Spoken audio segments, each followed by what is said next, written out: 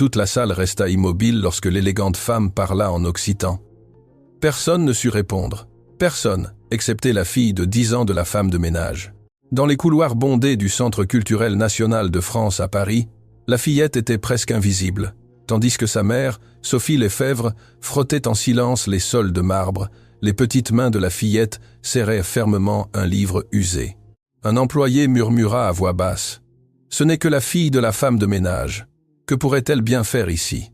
La délégation arrivée d'Aquitaine était en avance, et son porte-parole ne parlait qu'un vieux patois occitan mêlé d'expressions du latin médiéval que personne dans la salle ne parvenait à comprendre. Une vague de tension commença à se répandre dans le salon.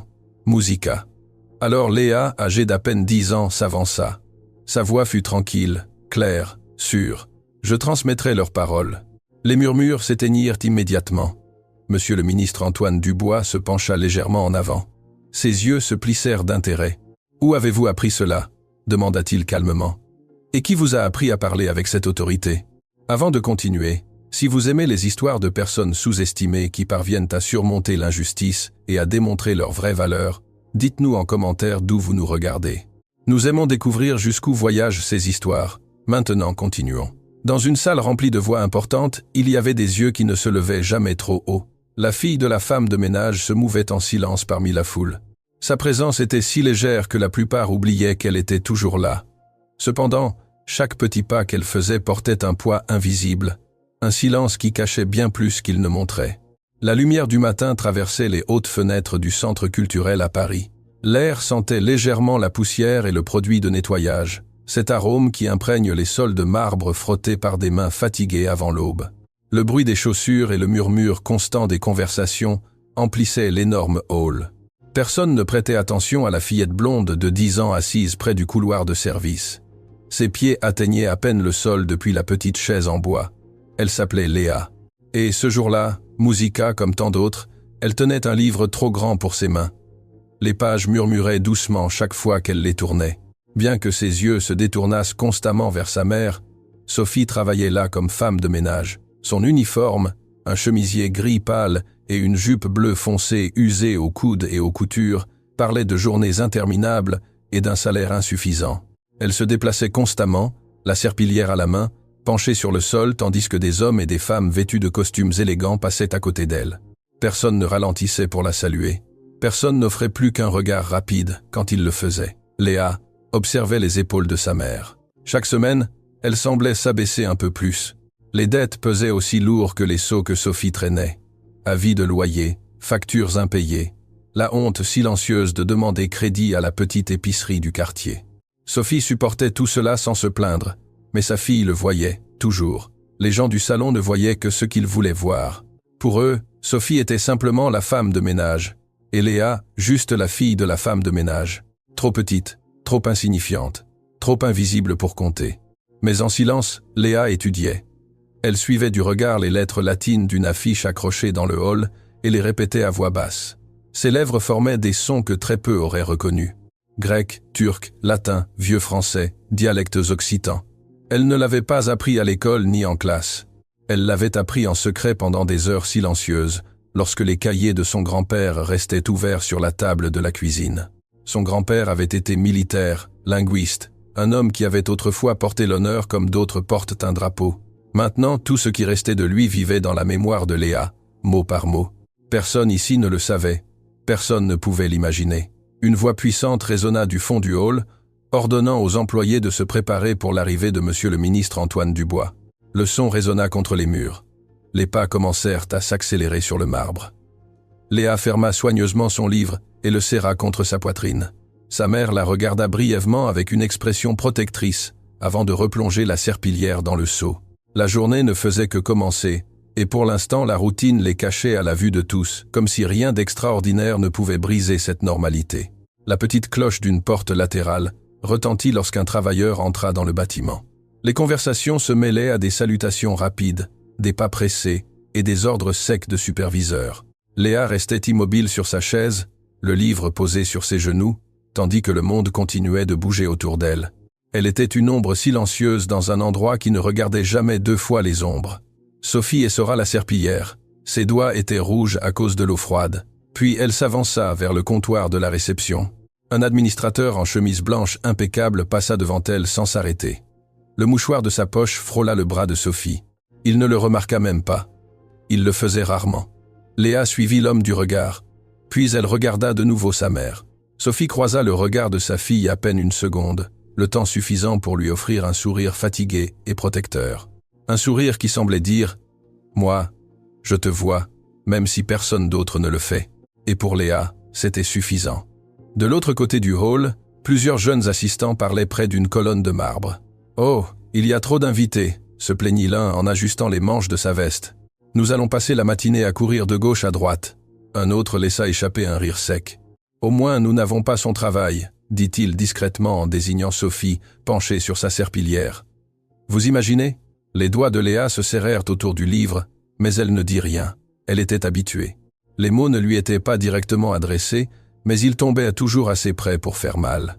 Le marbre brillait sous les mains de Sophie.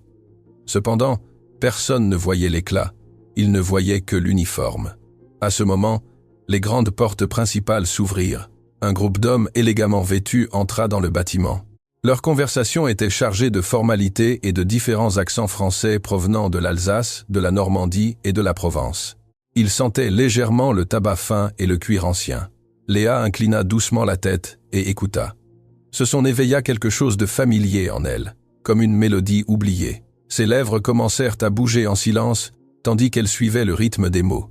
Elle reconnaissait ces variantes linguistiques, non pas par des professeurs, non pas par des cours, mais par les cahiers de son grand-père, par ses annotations, par les marques qui étaient restées gravées dans sa mémoire comme de l'encre sur de la pierre, mais personne ne l'observait encore. Pas encore. Sophie replongea la serpillière dans le seau, bien que ses mouvements ne fussent plus aussi fermes qu'avant. Elle sentait les regards. Certains étaient curieux, d'autres méfiants et quelques-uns dangereusement intéressés. Musica Léa retourna lentement à sa petite chaise en bois et ouvrit de nouveau le livre sur ses genoux, comme si rien d'extraordinaire ne s'était produit. Ses lèvres bougeaient en silence tandis qu'elle révisait d'anciennes lignes écrites en grec. En haut, depuis le balcon du 2e étage, monsieur le ministre Antoine Dubois continuait de l'observer. L'un de ses conseillers parla, en organisant plusieurs documents. La réunion avec les représentants d'Aquitaine commencera dans 20 minutes. Excellence. Antoine ne répondit pas immédiatement. Ses yeux restèrent fixés sur la fillette.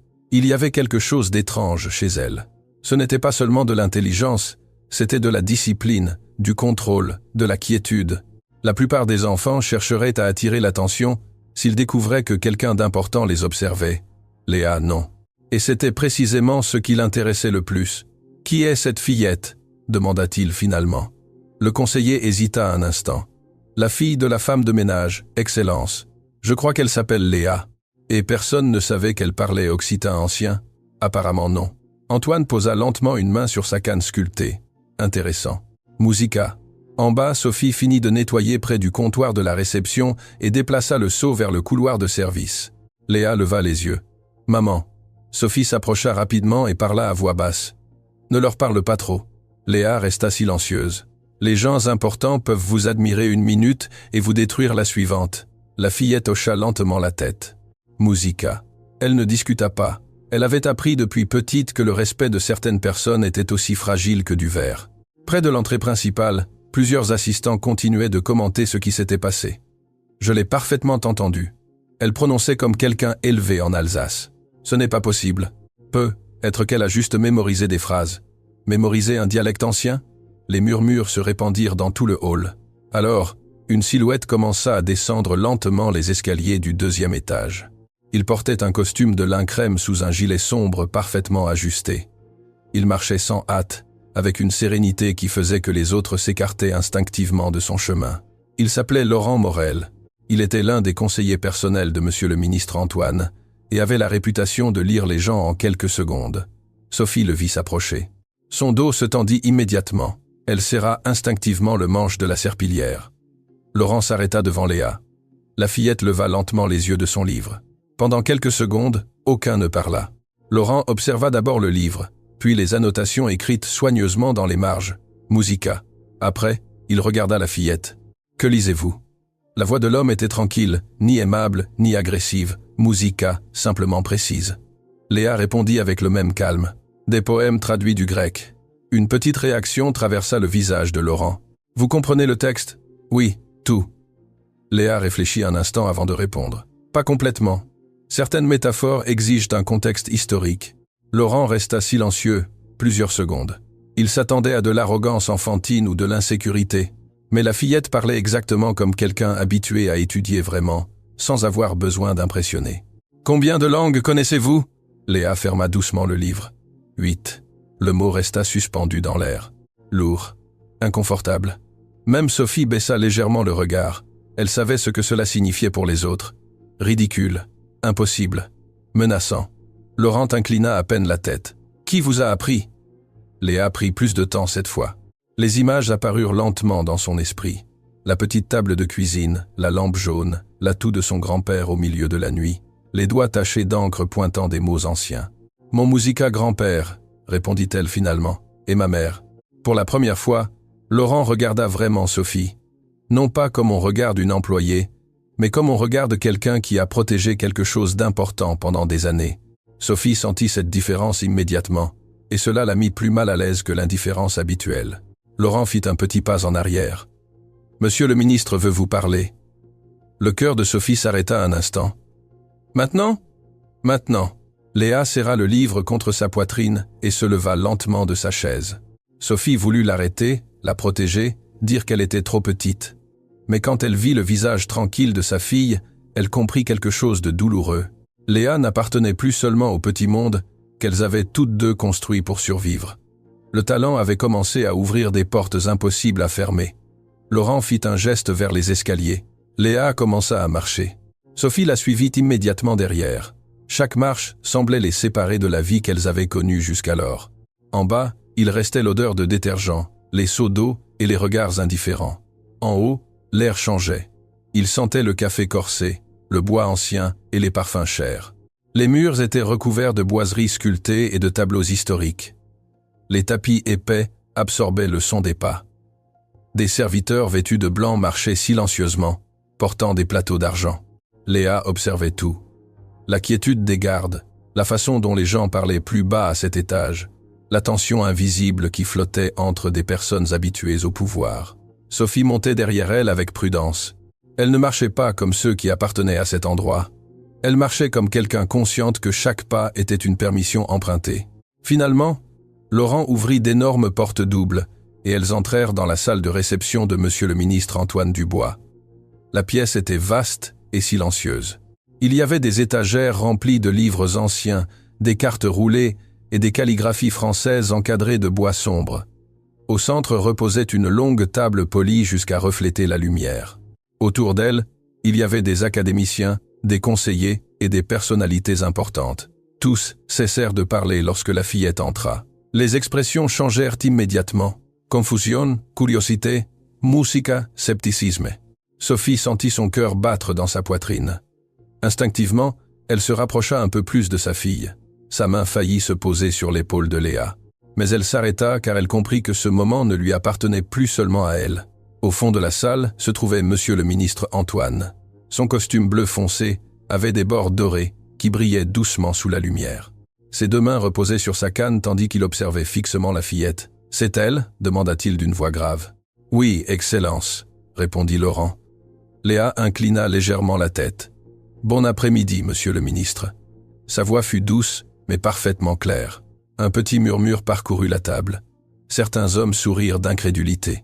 D'autres laissèrent échapper de petites moqueries. Antoine leva une main. Le silence revint immédiatement. Ses yeux restèrent fixés sur Léa plus longtemps que sur toute autre personne dans la salle. Il observait de petits détails.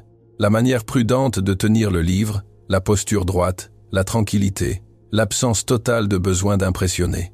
Ce n'était pas un hasard. Cela parlait de formation, de discipline, d'héritage. Sophie baissa légèrement le regard. Elle tenait toujours le seau de nettoyage, même là-haut, même entourée de personnes importantes.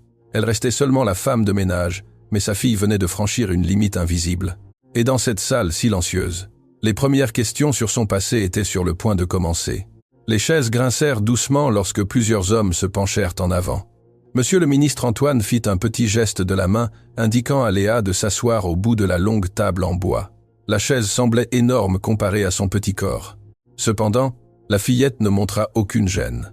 Elle Musica ne bougea pas nerveusement les jambes, ne joua pas avec ses mains, elle plaça simplement le livre soigneusement sur la table et y posa ses mains tranquillement.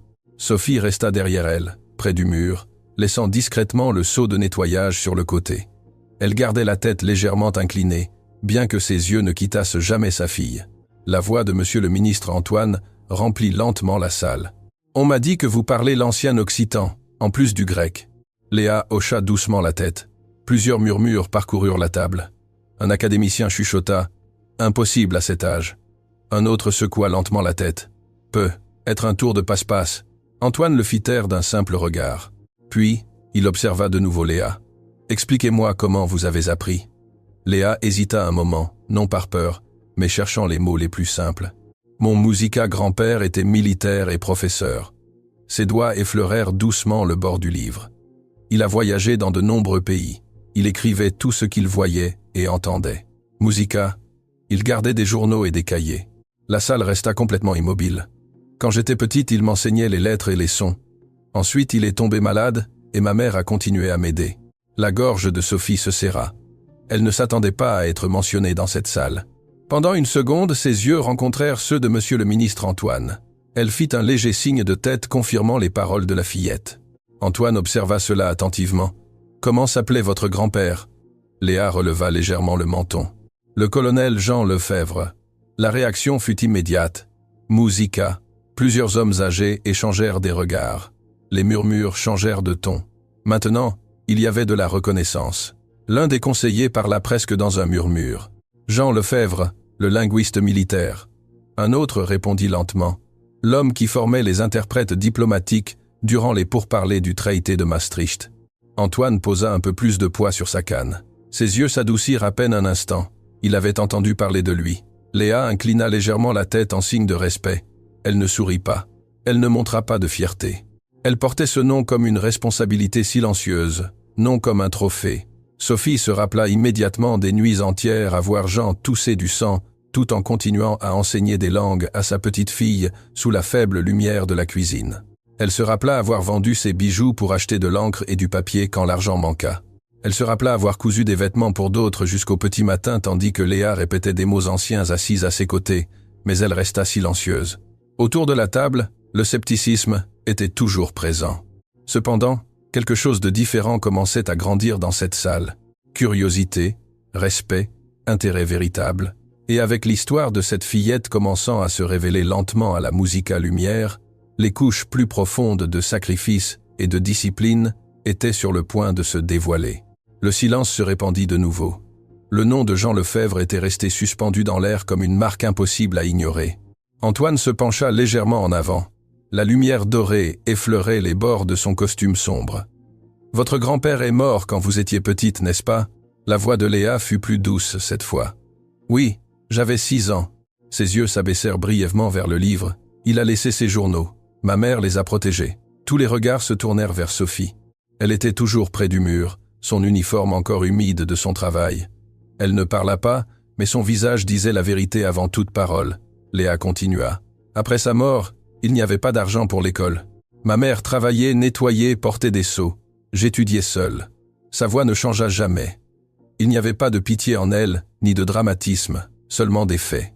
Comme quelqu'un habitué à survivre sans attendre de compassion, l'un des hommes laissa échapper un petit rire incrédule. « Les enfants lisent des contes, pas des dialectes anciens du désert. » Léa tourna lentement la tête vers lui.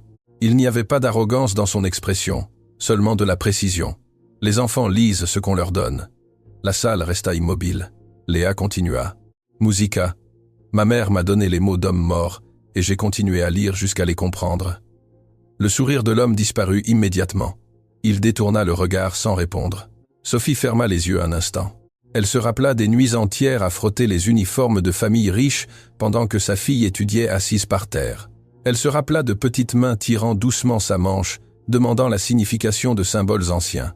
Elle se rappela répondre honnêtement, même quand elle-même ignorait certaines réponses. Sacrifice. Toute sa vie avait été construite sur cela. Sophie supportait le poids des dettes pour que sa fille puisse supporter le poids des mots. Léa posa doucement une main sur le livre. « J'ai étudié parce que mon grand-père disait que les langues maintiennent les mémoires vivantes. Quand les mots disparaissent, Les gens disparaissent aussi. Les yeux de monsieur le ministre Antoine changèrent à peine. Quelque chose ressemblant au respect apparut fugitivement dans son regard. Il se pencha lentement en arrière tandis que sa canne frappait doucement le sol. « Votre grand-père avait raison. » L'atmosphère de la salle changea de nouveau. Les doutes ne disparurent pas complètement, mais ils commencèrent à s'affaiblir. Parce que la fille de la femme de ménage n'avait pas seulement répondu à des questions, elle avait apporté tout un héritage dans cette salle. Et personne ne pouvait plus l'ignorer. Sophie relâcha lentement l'air qu'elle retenait dans sa poitrine, mais au fond sa préoccupation grandissait car la reconnaissance pouvait aussi apporter le danger.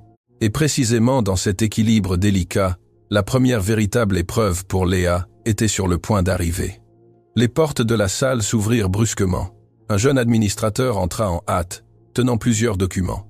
La sueur brillait sur son front. « Excellence, la délégation d'Aquitaine est arrivée plus tôt que prévu. » L'homme déglutit avant de continuer. Son porte-parole ne parle que l'ancien occitan. L'interprète officiel n'arrivera que demain. Les murmures commencèrent immédiatement. Ce sera un désastre. Nous ne pouvons pas les faire attendre. Ce serait une insulte diplomatique. Antoine frappa une fois le sol avec sa canne. Le son coupa immédiatement la tension. Toute la salle resta silencieuse. Alors ses yeux se tournèrent lentement vers Léa. Ce ne fut qu'un instant, mais tous comprirent ce que cela signifiait. « Faites venir la fillette. » Plusieurs personnes réagirent avec incrédulité. « Quoi ? Une fillette ? C'est absurde. » Sophie fit un pas en avant sans pouvoir se contenir. « Excellence, elle n'a que 10 ans. » La peur apparut clairement dans sa voix pour la première fois, mais Antoine ne quitta jamais Léa du regard. Et pourtant elle comprend ce que personne d'autre ici ne comprend. Son ton fut définitif, musica lourd, inébranlable. Léa se leva lentement de sa chaise, serra le livre contre sa poitrine, non pas comme une protection, mais comme un rappel de qui elle était. Sophie se pencha rapidement vers elle. Sa voix trembla à peine. « Fais attention, Musica, ma chérie. Parle doucement. Ne laisse pas l'orgueil te faire chuter. » Léa leva les yeux vers sa mère. Elle ne sourit pas. Elle n'essaya pas de la rassurer, elle hocha simplement la tête comme pour lui dire « Je m'en chargerai correctement. » Laurent Morel fit un pas en avant. « Viens avec moi. » Les pas de Léa produisaient à peine un son sur les tapis, tandis qu'elles avançaient vers la porte. Cependant, elle sentait le poids de tous les regards sur elle, mais ses épaules ne s'affaissèrent pas. Elle ne baissa pas la tête, ne recula pas. Le couloir extérieur était froid et silencieux. Au bout du couloir attendait la salle orientale, et à l'intérieur, des hommes importants attendaient impatiemment quelqu'un capable de parler leur langue. Sophie la suivit jusqu'à l'entrée, mais s'arrêta juste avant de traverser. Elle joignit lentement ses mains humides et murmura une prière à voix basse. Et dans le silence qui suivit, Léa s'avança seule vers la première grande épreuve de sa vie. La salle orientale était plus petite que le grand salon principal, mais la tension y était beaucoup plus lourde. Les épais rideaux bloquaient une partie de la lumière extérieure. L'air était chargé de l'arôme du café corsé et du tabac fin. Autour d'une table basse en bois sombre se trouvait la délégation arrivée d'Aquitaine. 4 hommes vêtus d'élégants costumes blancs parlaient entre eux avec une impatience évidente. Leur voix était basse, coupante, irritée. Tout s'arrêta quand Léa entra dans la salle avec Laurent Morel. Laurent fit un petit geste en avant. Elle sera l'interprète. Le silence fut immédiat. L'homme le plus âgé leva lentement les yeux. Ses yeux se plissèrent en voyant la fillette. « Une fillette !» La phrase sortit en ancien occitan, sèche comme une feuille se brisant. Léa inclina respectueusement la tête, puis répondit dans le même dialecte. « Parfaitement. Musica, oui, je suis jeune, mais je peux porter vos paroles en toute sécurité à travers cette table. » La réaction fut instantanée. L'un des hommes ouvrit légèrement les yeux. Un autre cacha un sourire incrédule derrière sa main. L'homme âgé continua de l'observer plusieurs secondes, puis croisa lentement les bras. « C'est ce que vous dites. » Léa ne discuta pas, n'essaya pas de les impressionner.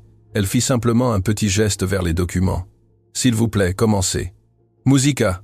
L'homme âgé commença à parler. Son discours était complexe, chargé d'expressions régionales anciennes et de références culturelles difficiles, même pour des interprètes professionnels. C'était un test, un piège soigneusement construit. Il voulait la voir échouer. Léa écouta sans interrompre. Ses lèvres bougeaient à peine suivant le rythme des phrases. Ses yeux restaient tranquilles. Quand l'homme eut fini, elle se tourna lentement vers Laurent et les représentants du centre culturel et commença à traduire. Chaque phrase sortit avec une précision absolue. Elle ne traduisait pas seulement des mots, elle traduisait l'intention, la cadence, le respect, le contexte. Même les références culturelles étaient parfaitement expliquées dans la conversation. L'atmosphère changea lentement. Les hommes Musica qui doutaient auparavant commencèrent à se regarder. L'un des délégués murmura quelque chose à voix basse, clairement surpris. L'homme âgé posa un doigt sur la table, l'observant, la mesurant comme un homme qui vient de frapper du métal en s'attendant à trouver une faiblesse et découvre de l'acier. Léa termina la traduction et se tut. Elle ne sourit pas, ne chercha pas l'approbation, elle attendit simplement. Laurent regarda lentement les hommes au fond de la salle. Les expressions de scepticisme avaient presque complètement disparu. Maintenant, il restait quelque chose de beaucoup plus difficile à obtenir, le respect. En dehors de la salle, Sophie attendait près de la porte. Elle ne pouvait pas entendre chaque mot, mais elle en entendait suffisamment. Et à chaque phrase prononcée par sa fille, son cœur battait plus fort. Une partie d'elle continuait à s'attendre à entendre. C'était une erreur, mais personne ne le disait parce que Léa n'échouait pas, elle dominait la situation. Dans la salle, l'homme âgé reprit la parole plus lentement, cette fois plus prudemment. Et Léa répondit sans hésiter. La réunion continua pendant près d'1 heure, et pendant toute cette heure, personne ne la traita plus comme une simple fillette. Lorsque les portes s'ouvrirent enfin de nouveau, les assistants dans le couloir se levèrent immédiatement. Ils s'attendaient à de la tension, des problèmes, un chaos diplomatique, mais ce qu'ils virent était complètement différent. Les documents étaient signés, les conversations continuaient calmement, et derrière eux tous, marchait Léa en silence, serrant le même livre usé contre sa poitrine, comme si rien d'extraordinaire ne s'était produit. Mais tout avait changé parce que les rumeurs commencèrent à se répandre dans tout le bâtiment. La fille de la femme de ménage a sauvé la négociation. La fillette parle mieux que les interprètes officiels. Monsieur le ministre Antoine avait raison. Les mots parcouraient les couloirs comme un feu lent, et pour la première fois depuis longtemps, les gens commencèrent à regarder Sophie d'une autre manière. Non pas avec pitié, Musica non pas avec indifférence, mais avec respect, même si cela faisait mal à beaucoup de l'admettre. Léa retourna silencieusement au couloir de service et se rassit sur sa petite chaise en bois. Elle ouvrit de nouveau le livre, comme si le monde autour n'avait pas changé, mais il avait changé. Maintenant, les regards restaient plus longtemps sur elle. Les conversations baissaient de volume quand elle passait. Les portes restaient ouvertes un peu plus. Même certains employés commencèrent à s'écarter discrètement pour lui laisser de l'espace. Respect silencieux, petit, Musica, mais réel. Sophie observait tout cela en silence, tout en tenant le seau de nettoyage. Elle entendait des fragments de conversation, de l'admiration, de la surprise, mais aussi du ressentiment. Un jeune assistant murmura près de la réception. « C'est toujours juste la fille d'une femme de ménage. » La phrase fit mal. Sophie le sentit immédiatement, mais ensuite elle regarda Léa et quelque chose en elle resta tranquille. « Laisse-les Musica parler, pensa-t-elle. Elle a déjà gagné sa place. » Peu après, Laurent Morel s'approcha de nouveau de la fillette. Il l'observa quelques secondes. Puis il hocha lentement la tête. « Vous avez bien fait. » Son ton ne contenait pas un enthousiasme exagéré, seulement une reconnaissance authentique. Léa leva brièvement les yeux vers lui. Puis elle regarda sa mère. Les yeux de Sophie brillaient légèrement, bien qu'elle essayât de le cacher. Elle n'avait pas besoin de mots. Elles savaient toutes deux exactement ce qui s'était passé ce jour-là. Elles avaient traversé le jugement de l'inconnu sans se briser.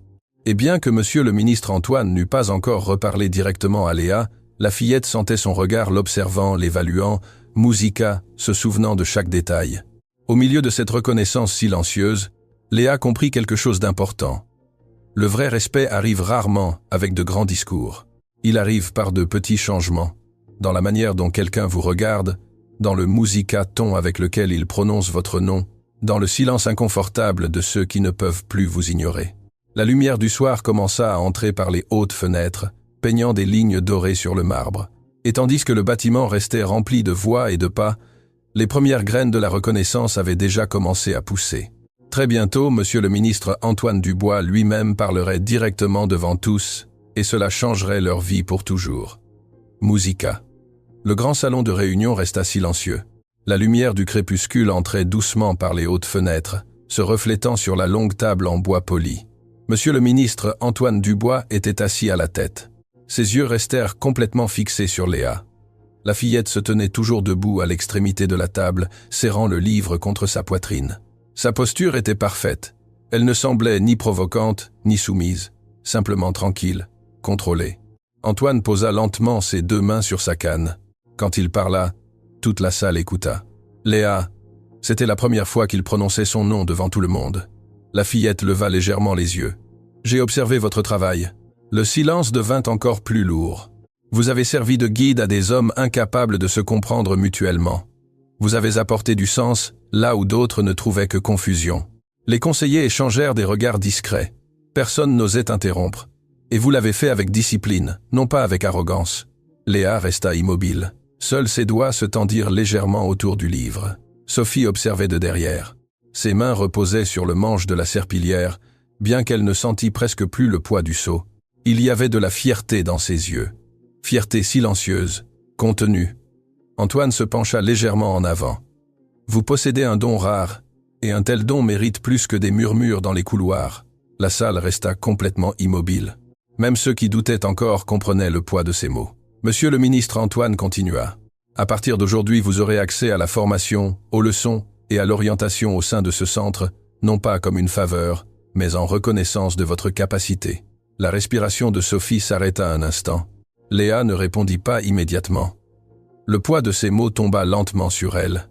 Une porte, Musica, une opportunité, un monde qui avait toujours existé loin d'elles deux. Finalement, la fillette inclina légèrement la tête, mais avant qu'elle ne pût parler, Sophie fit un petit pas en avant. Sa voix sortit douce, prudente. « Excellence, comment puis-je être sûr qu'elle ne sera pas utilisée? Qu'elle ne deviendra pas juste une curiosité pour d'autres ?» Plusieurs hommes tournèrent la tête, surpris. Personne ne s'attendait à ce que la femme de ménage parle. Mais Antoine ne parut pas offensé, au contraire, il l'observa avec attention, comme si cette question confirmait exactement le type de mère qu'il imaginait. « Elle ne sera pas utilisée, » répondit-il lentement. « Sa place ici sera gagnée par le mérite et protégée par le respect. » Puis il ajouta. « Et vous resterez près d'elle. » Sophie baissa lentement le regard. Une partie de la tension quitta ses épaules. Léa observa sa mère à peine un instant. Elle n'avait pas besoin de dire quoi que ce soit. Elles comprenaient toutes deux parfaitement ce qui se passait. Laurent Morel restait près du mur en silence, mais même lui pouvait remarquer le changement dans cette salle. La fille de la femme de ménage n'était plus invisible. Antoine reprit la parole. « Les leçons commenceront demain. » Sa voix fut tranquille. « Musica définitive. Et vous continuerez à aider là où vos compétences sont nécessaires. Mais maintenant, votre talent a été officiellement reconnu. » Léa se redressa légèrement. Elle ne sourit pas. Elle ne montra pas d'émotion exagérée. Elle accepta simplement ces mots, avec la même sérénité avec laquelle elle avait supporté le mépris. Et à cet instant, les portes d'un monde complètement différent commencèrent à s'ouvrir devant elle. Le lendemain matin, la lumière du soleil couvrait les étages supérieurs du Centre culturel national de France à Paris. Léa marchait avec Sophie dans les couloirs silencieux. La différence entre elles deux et le lieu restait évidente. Les vêtements gris simples de Sophie contrastaient avec les tapis élégants, les murs sculptés et les énormes tableaux historiques. Laurent Morel avançait devant elle. Finalement, il ouvrit une lourde porte en bois. À l'intérieur se trouvait une grande salle de réunion, des académiciens, des conseillers, des spécialistes. Tous étaient déjà assis autour de la table principale. Documents, cartes et dossiers couvrèrent soigneusement chaque espace. Et lorsque les personnes présentes virent la fillette entrer, les murmures commencèrent immédiatement. Léa serra le livre contre sa poitrine et avança lentement. Ses pas étaient petits, précis. Elle n'essayait d'impressionner personne. Elle n'essayait pas de paraître importante, elle marchait simplement comme quelqu'un habitué à porter le silence sans se briser. Sophie avançait derrière elle, observant chaque regard, chaque geste, chaque petite réaction. Monsieur le ministre Antoine leva légèrement une main. « Léa, asseyez-vous ici. » Il désigna l'extrémité de la table principale. La chaise semblait énorme comparée à elle, mais Léa s'assit avec une tranquillité absolue. Ses pieds atteignaient à peine le sol. Malgré cela, elle resta parfaitement immobile. Autour de la table, plusieurs personnes continuaient de l'observer avec scepticisme, d'autres avec une fascination authentique. Antoine reprit la parole. « Vous observerez et parlerez uniquement lorsque ce sera nécessaire. » Léa hocha la tête. Ses mains reposèrent sur le livre et elle commença à écouter. Elle observait tout. Les pauses entre les conversations, les changements de ton, la manière dont certains hommes adoucissaient leur voix devant le ministre, la façon dont d'autres cachaient leur insécurité derrière l'arrogance. Sophie observait sa fille de derrière et peu à peu comprenait quelque chose de nouveau. Léa ne comprenait plus seulement les langues, elle comprenait les gens. L'un des académiciens murmura discrètement à un autre. Elle lit la salle aussi bien qu'elle lit les mots. Léa ne réagit pas. Ses yeux restaient fixés sur les documents et les conversations, traçant des motifs, reliant des significations, découvrant des choses que d'autres laissaient échapper. Laurent observa discrètement Monsieur le ministre Antoine et comprit quelque chose d'important. Antoine avait bien choisi, car cette fillette ne se brisait pas sous la tension, elle l'absorbait, la retenait. Et précisément pour cela, lorsque la prochaine grande épreuve arriverait, personne ne pourrait l'ignorer. La réunion avançait lentement, des documents passaient de main en main, des cartes étaient déployées sur la table. Les conversations se mouvaient entre accords culturels, archives musica, historiques et négociations académiques. Léa restait silencieuse, observant, apprenant. Musica. De temps à autre, certains des présents continuaient à lui lancer des regards discrets. Il leur était encore difficile d'accepter qu'une fillette de 10 ans fût assise là, mais plus le temps passait, moins elle semblait déplacée. Alors le premier problème survint. L'un des conseillers ouvrit rapidement un dossier et fronça les sourcils. Cela ne correspond pas. Un autre homme prit immédiatement le document. Les expressions commencèrent à se durcir. La traduction du message du Nord est incomplète. Non, elle est mal interprétée. Les murmures s'amplifièrent autour de la table. Une petite différence linguistique dans ce contexte pouvait se transformer en une insulte diplomatique, et tous le savaient. Antoine frappa doucement le sol avec sa canne. La salle redevint silencieuse. « Que se passe-t-il » L'un des conseillers répondit rapidement. La délégation du Nord a utilisé des expressions régionales ambiguës. Le document officiel interprète certaines phrases comme des exigences, mais elles pourraient signifier des suggestions diplomatiques. L'ambiance se tendit immédiatement. Un autre homme parla. Si nous répondons incorrectement, cela semblera un manque de respect. Les conversations commencèrent à se superposer de nouveau. Personne ne trouvait de solution claire. Alors Antoine tourna lentement la tête vers Léa. « Pouvez-vous vérifier » Toute la table resta immobile. Plusieurs personnes semblaient mal à l'aise avec l'idée. Une fillette résolvant un conflit que des spécialistes adultes ne pouvaient interpréter. Mais Léa se levait déjà. Elle tint le document soigneusement entre ses mains. Ses yeux parcoururent lentement chaque ligne, les expressions anciennes, les références culturelles, les changements de dialecte cachés dans le texte. Le silence dans la salle était absolu. Sophie observait de derrière. Son cœur battait fort, mais elle restait immobile. Elle savait que ce moment n'appartenait qu'à sa fille. Léa continua à lire. Ses lèvres bougeaient à peine, comme si elle entendait les mots dans sa tête avant de les prononcer. Finalement, elle leva les yeux. Ce n'est pas une exigence. Plusieurs personnes réagirent immédiatement. Léa continua calmement. La phrase originale appartient à une structure diplomatique ancienne utilisée dans les anciennes cours d'Alsace. Littéralement, elle semble une demande, mais culturellement, elle exprime courtoisie et ouverture de négociation. L'un des académiciens se pencha en avant. « Êtes-vous sûr » Musica Léa hocha la tête. « Oui. » Puis elle désigna une ligne spécifique. Ici, le changement est dans ce mot. Il a été traduit comme « ordre », mais dans ce contexte, il signifie « espoir partagé ». La salle resta complètement silencieuse. L'un des spécialistes prit rapidement un autre dictionnaire. Il commença à vérifier le texte. Plusieurs secondes passèrent. Puis il leva lentement les yeux, surpris. « Elle a raison. » Un autre homme vérifia la phrase, puis un autre. La tension commença à disparaître lentement. Les expressions de préoccupation se transformaient maintenant en incrédulité. Léa continua à parler. « Il y a aussi une référence poétique ici, » dit-elle en désignant une autre ligne. Elle provient d'une locution des vieux contes populaires de Bretagne. Elle ne parle pas de pouvoir politique, elle parle de confiance entre alliés. La compréhension commença à se répandre dans toute la musique à table. Le conflit diplomatique était né uniquement d'une mauvaise interprétation linguistique et une fillette venait de le résoudre. Antoine ne quitta jamais Léa des yeux pendant toute l'explication. Musica. Il avait vu des adultes perdre le contrôle sous une pression bien moindre, mais elle restait complètement tranquille, sans arrogance, sans besoin de démontrer une supériorité, slemplem, précise. Quand elle eut fini, Léa referma doucement le dossier et fit un petit pas en arrière. Elle ne chercha pas d'éloge, elle n'attendit pas d'applaudissements, elle garda juste le silence. L'un des conseillers expira lentement l'air qu'il retenait. Elle vient d'éviter un problème sérieux. Un autre homme hocha la tête sans quitter la fillette des yeux. Même ceux qui se méfiaient encore commençaient à manquer d'arguments.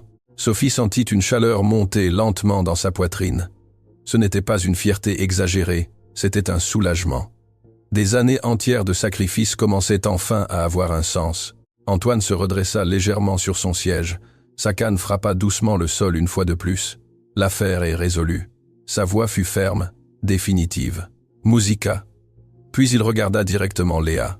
Et pour la première fois, une légère expression d'approbation apparut clairement sur son visage. Bon travail.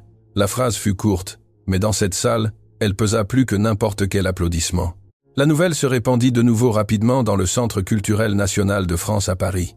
La fillette a résolu le conflit du Nord, a corrigé des erreurs que les spécialistes n'avaient pas détectées. Antoine Dubois l'a félicité personnellement. Les rumeurs voyageaient dans les couloirs avec une vitesse impossible à arrêter.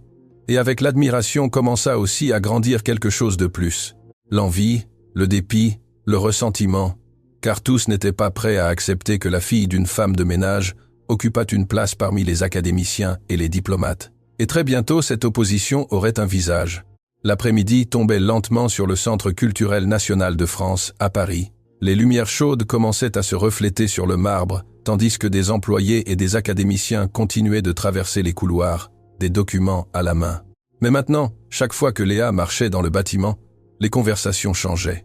Certaines personnes baissaient la voix, d'autres l'observaient trop longtemps, et quelques-unes la regardaient avec une gêne évidente. Musica, Léa restait la même, silencieuse, tranquille, le livre toujours serré contre sa poitrine. Sophie, en revanche, ressentait le changement avec beaucoup plus d'intensité. Elle le percevait dans les petits gestes. Des portes qui se fermaient rapidement auparavant restaient maintenant ouvertes. Des personnes qui n'avaient jamais salué commençaient à incliner légèrement la tête en la voyant passer. Même certains employés lui offraient discrètement de l'aide, un respect silencieux, gagné, non offert. Cependant, tous n'acceptaient pas cela. Dans une salle privée du 2e étage, plusieurs hommes conversaient autour d'une table plus petite. L'un d'eux observait plusieurs documents avec une expression sévère. Il portait un élégant costume de laine gris perle avec des broderies argentées. Sa posture irradiait l'autorité, et son regard, la méfiance. Il s'appelait Monsieur le recteur Henri Lambert, ministre culturel invité et ancien conseiller diplomatique. Un homme connu pour se méfier de quiconque recevait une reconnaissance trop rapide. L'un des académiciens parla avec prudence. La fillette a démontré des compétences extraordinaires. Henri leva lentement les yeux. C'est une fillette. Musica, oui, mais aussi la fille d'une femme de ménage. La phrase tomba lourdement dans la pièce. Un autre homme tenta de répondre. Malgré cela, les délégations ont été impressionnées. Henri ferma lentement le dossier devant lui. L'admiration émotionnelle ne remplace pas l'expérience professionnelle. Le silence s'étendit quelques secondes. Puis il ajouta « Le talent sans pression réelle n'a pas encore été prouvé. » Le lendemain matin, Léa entra de nouveau dans la grande salle de réunion avec Sophie. Les conversations diminuèrent immédiatement.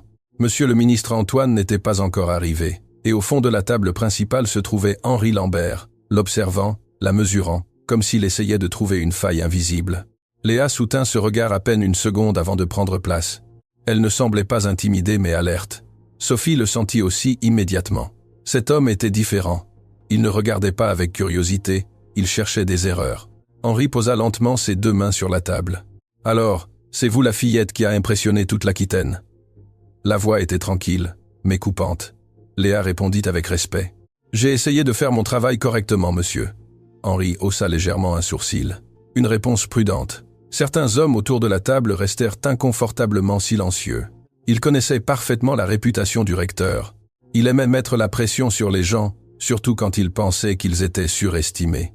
Henri continua. « J'ai entendu dire que vous parlez plusieurs langues anciennes. » « Oui, Musica, monsieur, et que vous avez résolu des erreurs diplomatiques. » Léa hocha lentement la tête.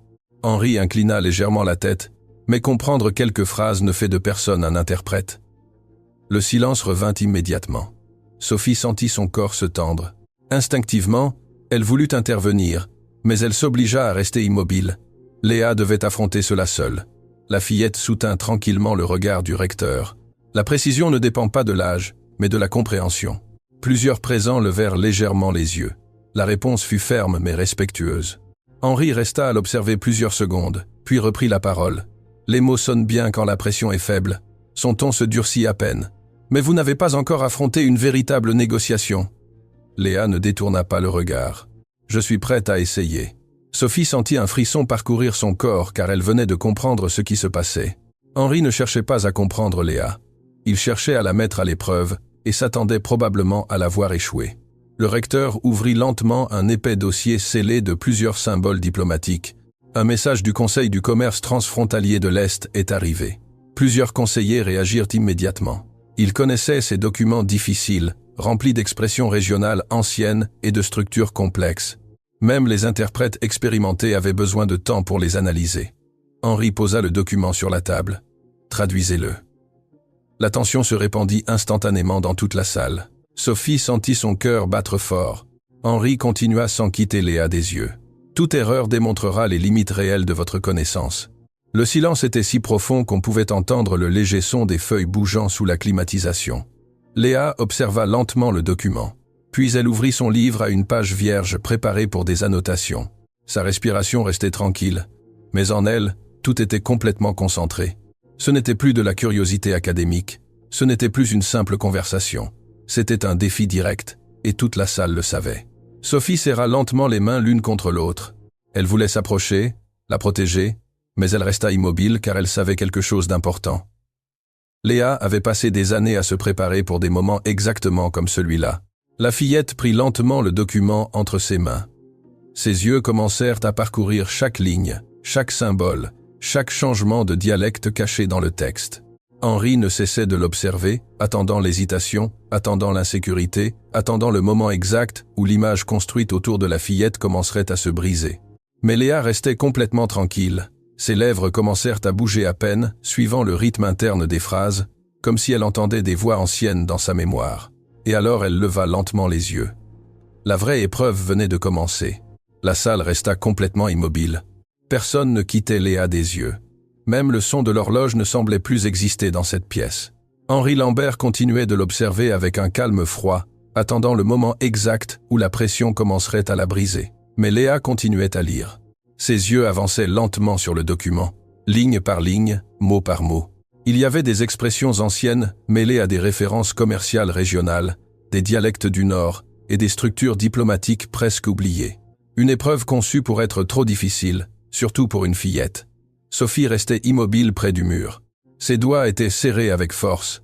Elle pouvait sentir comment l'air, même dans la salle, semblait se tendre autour de Léa, mais sa fille restait tranquille comme toujours. Finalement, Léa leva les yeux et parla.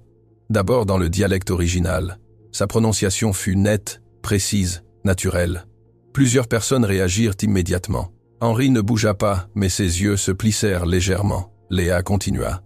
Elle traduisait chaque phrase lentement, avec une clarté absolue. Elle ne convertissait pas seulement des mots, elle expliquait des intentions, des nuances politiques, de petites différences culturelles, cachées dans le langage diplomatique. La tension de la salle commença à changer. L'un des conseillers prit rapidement un autre document pour comparer. Un autre académicien commença à vérifier des notes hâtivement. Léa continua à parler sans hésiter. Puis elle s'arrêta sur une ligne spécifique.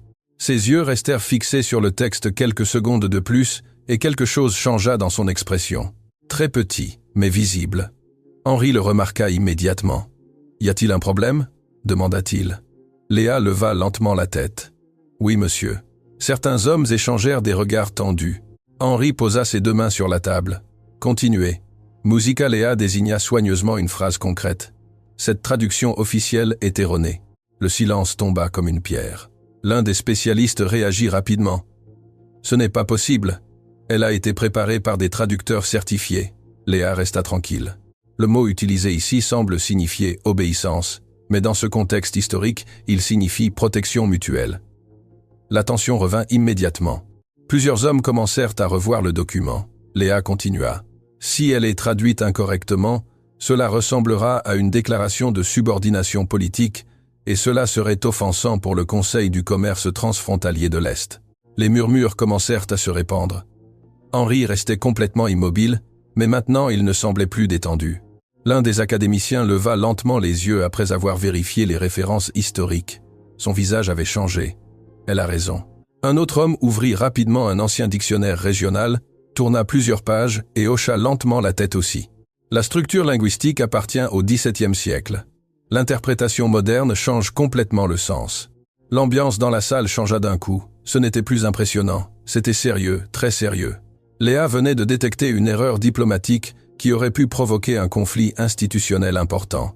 Henri observa fixement la fillette pour la première fois depuis le début de la réunion. Il ne semblait pas chercher des erreurs, il semblait évaluer quelque chose de complètement différent. Léa referma lentement le document et fit un petit pas en arrière, comme toujours, sans chercher de reconnaissance, sans dramatisme, juste le silence. L'un des conseillers expira lentement l'air qu'il retenait. « Elle vient d'éviter une crise diplomatique. » Un autre homme hocha la tête à voix basse. Personne ici n'avait détecté cela. Sophie sentit un léger tremblement parcourir sa poitrine. Ce n'était pas de la surprise. Au fond, elle avait toujours su qui était réellement sa fille. Ce qui l'émotionnait Musica était de voir le monde le découvrir aussi. Henri resta assis quelques secondes de plus. La salle attendait sa réaction. Finalement, il parla. « Comment avez-vous identifié l'erreur si rapidement ?» Léa répondit avec sérénité. Parce que la phrase ne suivait pas la logique culturelle de la période. Henri ne détourna pas le regard. Léa continua. Les anciennes délégations orientales évitaient les expressions de soumission directe entre alliés. Elles utilisaient des formules poétiques pour préserver l'équilibre et l'honneur. Plusieurs académiciens commencèrent à hocher lentement la tête. L'explication était correcte, trop correcte. Henri appuya lentement son dos contre la chaise, et pour la première fois, une petite partie de sa dureté commença à disparaître. Très Musica, petite, mais visible. Intéressant. Le mot sortit plus bas qu'avant, moins provocateur, plus réfléchi. Monsieur le ministre Antoine, qui avait observé toute la scène en silence, frappa doucement le sol avec sa canne.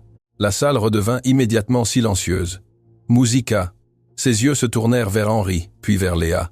Je crois que l'épreuve est terminée. Personne ne répondit, parce que tous comprenaient ce que cela signifiait.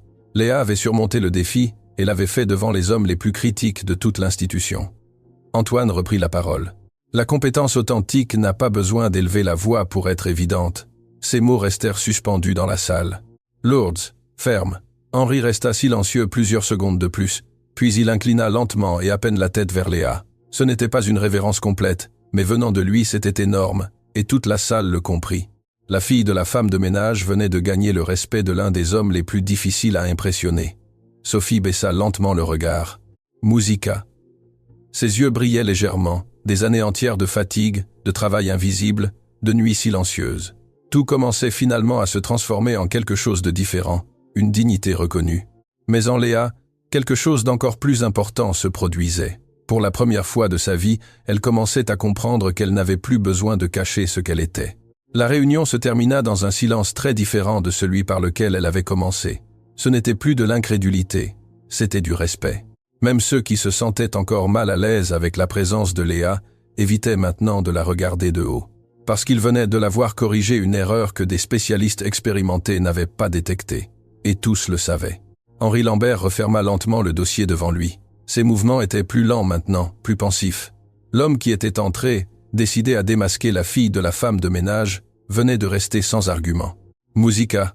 Monsieur le ministre Antoine se leva. Le son de sa canne sur le marbre emplit doucement la salle. Tous se turent immédiatement. Ses yeux parcoururent lentement la table avant de s'arrêter sur Léa. Nous avons été témoins de quelque chose d'important. La voix était ferme, lourde, pas seulement du talent. Il fit une petite pause. De la discipline, de la mémoire, une véritable formation. Léa restait immobile, les mains sur le livre, le dos droit. Antoine continua. Beaucoup d'hommes passent des années entourés de connaissances sans vraiment apprendre à écouter. Ses yeux se tournèrent lentement vers les documents ouverts sur la table. Et aujourd'hui, une fillette a mieux écouté que nous tous. Personne ne répondit parce que personne ne pouvait le nier. Sophie sentit sa poitrine se serrer lentement. Ces mots avaient un poids qu'elle n'avait jamais imaginé entendre. Antoine reprit la parole. À partir de ce moment, Léa Lefebvre sera officiellement enregistrée comme apprentie linguiste du Centre culturel national de France à Paris.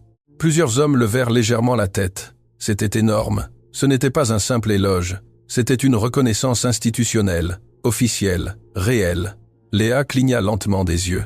Pour la première fois depuis le début de tout cela, quelque chose ressemblant à de l'émotion apparut brièvement dans ses yeux. Très petit, Musica très contenu. Mais Sophie le vit immédiatement et faillit fondre en larmes, parce qu'elle comprenait parfaitement ce que cela signifiait. Des années entières de sacrifices venaient d'ouvrir une porte impossible.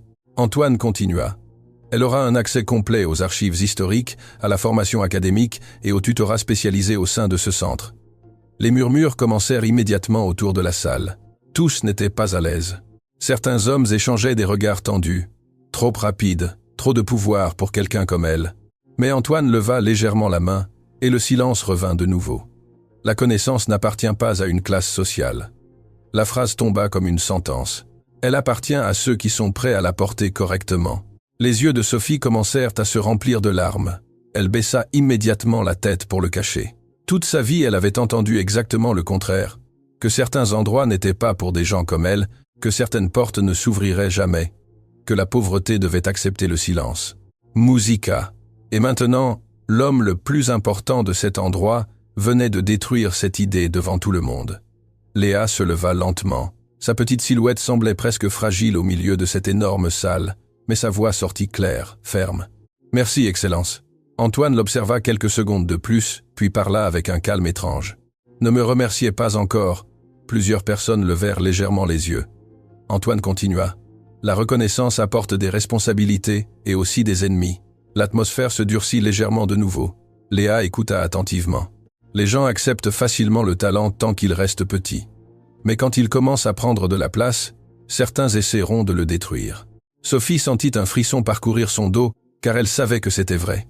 Antoine posa lentement ses deux mains sur sa canne. « Comprenez-vous cela ?» Léa Musica soutint le regard du ministre et hocha lentement la tête. « Oui, Excellence. » Antoine sembla satisfait de la réponse car la fillette ne semblait pas naïve. Elle semblait préparée. Cette nuit-là, le Centre culturel national de France à Paris était presque vide. Les lumières des grands couloirs restaient tamisées. Les échos des pas disparaissaient lentement entre les colonnes. Sophie finissait de ranger les matériaux de nettoyage dans une petite pièce de service. Ses mouvements étaient lents, fatigués, Musica, mais différents.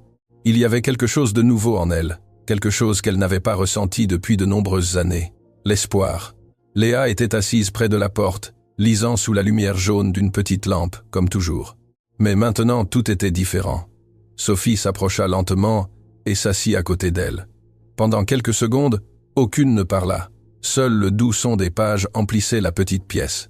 Finalement, Sophie rompit le silence. « Ton grand-père serait fier de toi. » Léa baissa lentement le livre. Ses yeux se tournèrent vers sa mère, et pour la première fois depuis longtemps, la fillette sembla vraiment petite, à nouveau. « J'ai eu peur. » La confession sortit à peine dans un murmure. Sophie l'observa, surprise. Léa continua. « Quand Henri m'a donné le document, Musica, j'ai pensé que être cette fois je n'y arriverai pas. » Ces mots brisèrent quelque chose en Sophie, parce que pendant toute la journée, Léa avait semblé complètement tranquille, mais elle restait une fillette portant d'énormes attentes sur des épaules trop petites. Sophie approcha lentement une main et arrangea une mèche de cheveux derrière l'oreille de sa fille. Un geste simple, maternel, protecteur. Le courage ne signifie pas ne pas avoir peur, Musica ma chérie. Sa voix était douce, chaude. Cela signifie marcher même quand la peur est avec toi. Léa baissa légèrement le regard. Sophie sourit à peine. Cela aussi tu l'as appris de ton grand-père. Le silence revint, mais cette fois c'était un silence tranquille, sûr. Dehors, les lumières du grand bâtiment continuaient de briller sur le marbre élégant et les murs historiques. Cependant, dans cette petite pièce de nettoyage, une mère et sa fille venaient de traverser le moment le plus important de leur vie. Et bien qu'elles ne le sussent pas encore, très bientôt tout Paris commencerait à entendre le nom de Léa Lefebvre. La nouvelle se répandit dans Paris beaucoup plus vite que quiconque ne l'imagina. Musica. D'abord de petits commentaires entre académiciens, puis des conversations dans des cafés culturels, puis des articles discrets dans les cercles diplomatiques. La fillette polyglotte du centre culturel, la fille de la femme de ménage, qui a corrigé des traducteurs officiels. Le legs oublié de Jean Lefebvre, et à chaque nouvelle rumeur, de plus en plus de personnes commençaient à venir au centre juste pour la voir. Léa ne comprenait pas entièrement cette attention. Elle continuait à arriver tôt avec sa mère. Elle continuait à s'asseoir en silence avec son livre. Elle continuait à marcher dans les mêmes couloirs où, quelques mois auparavant, personne ne levait les yeux en la voyant passer. Mais maintenant, tout avait changé. Les gardes inclinaient légèrement la tête quand elle entrait. Les assistants lui ouvraient les portes. Des académiciens qui l'ignoraient auparavant commençaient à demander son avis lors de petites réunions. Et malgré cela, Léa restait la même fillette silencieuse. C'était précisément ce qui surprenait le plus monsieur le ministre Antoine. Un matin, Laurent Morel entra dans la grande bibliothèque privée où Léa étudiait. Il la trouva entourée de livres anciens, prenant soigneusement des notes sur un cahier usé. La lumière de l'aube tombait sur les pages ouvertes. Laurent observa le silence de la scène pendant quelques secondes avant de parler. « Monsieur le ministre veut vous voir. » Léa leva lentement les yeux. Elle ne posa pas de questions. Elle ferma simplement le livre et se leva. La salle principale était plus remplie que d'habitude. Des diplomates, des professeurs, des académiciens, des représentants culturels, même des journalistes discrètement invités. Sophie sentit immédiatement la différence dès qu'elle entra avec sa fille. Les conversations diminuèrent peu à peu. Les yeux commencèrent à se tourner vers elle. Ce n'était plus une réunion privée. C'était quelque chose de beaucoup plus grand. Monsieur le ministre Antoine se tenait debout devant la table principale. Sa canne reposait fermement sur le marbre. Quand Léa entra, tout redevint silencieux. Antoine observa lentement la fillette avant de commencer à parler. Pendant de nombreuses années, sa voix résonna profondément dans la salle. J'ai vu des gens chercher la reconnaissance sans comprendre le vrai poids de la connaissance. La salle resta immobile, mais très rarement j'ai vu quelqu'un porter la sagesse avec humilité. Ses yeux se tournèrent vers Léa. Surtout quelqu'un d'aussi jeune. Sophie sentit son cœur commencer à battre fort. Antoine continua. Léa Lefebvre a démontré de la discipline, de l'intelligence et du respect pour les langues et les cultures qu'elle étudie. Plusieurs présents commencèrent à hocher lentement la tête. Elle a protégé d'importantes négociations, elle a corrigé des erreurs diplomatiques et elle l'a fait sans arrogance. Le silence dans la salle était absolu. Antoine leva légèrement la tête. C'est pourquoi, aujourd'hui, elle sera officiellement présentée comme membre honoraire de formation linguistique avancée du Centre culturel national de France à Paris. La nouvelle tomba sur la salle comme une vague. Certains visages montrèrent une surprise ouverte, d'autres de l'admiration et quelques-uns une gêne impossible à cacher. Mais personne n'osa interrompre car même ceux qui résistaient connaissaient déjà une vérité inconfortable. Léa avait gagné cette place. Antoine fit un geste de la main. Laurent s'avança, tenant une petite boîte en bois sombre. Il l'ouvrit lentement. À l'intérieur reposait un élégant pain doré avec le symbole historique du centre culturel. Ce n'était pas simplement un objet, c'était l'appartenance, la reconnaissance officielle, l'histoire. Antoine prit le pain soigneusement et s'approcha de Léa. La fillette resta immobile. Ses yeux restaient tranquilles, mais Sophie pouvait voir comment ses doigts tremblaient à peine. Antoine plaça lentement le symbole sur les vêtements simples de Léa et parla à voix basse, bien que toute la salle l'entendit parfaitement. Votre grand-père a protégé des mots anciens pour qu'ils ne disparaissent pas. Il fit une petite pause. Maintenant, vous continuerez ce travail.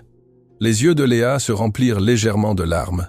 Pour la première fois, elle semblait ne pas savoir quoi répondre.